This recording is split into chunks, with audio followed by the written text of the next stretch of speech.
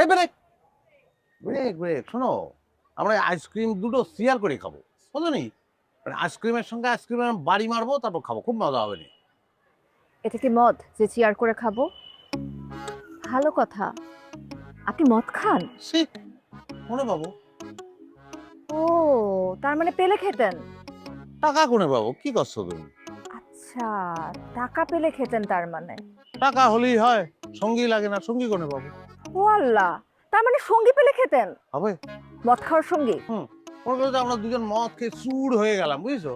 আবার দুজন একসঙ্গে হাত ধরে আমরা ডান্স করতে থাকলাম, তারপরে এক পর্যায়ে তুমি আমার জড়ায় ধরে আমি তো, এই সমস্যা তো এটাই হচ্ছে যে মনের কথা বেরোয় যায় কিরম করে জানো। খুব খারাপ মদ, ছি। মদ খাবো কিসের জন্য? মদ খালি মানুষ, ভালো মানুষও খারাপ হয়ে যায় জানো। আর বেশি খালি করে কি জানো, উল্টো পাল্টা কাজকর্ম করে, চুমো টুমোও দিয়ে বসে শুনছি। সেসব এখন দরকার নেই। সরি। আপনার অন্য কিছু খেতে হবে না, আইসক্রিম খান। ও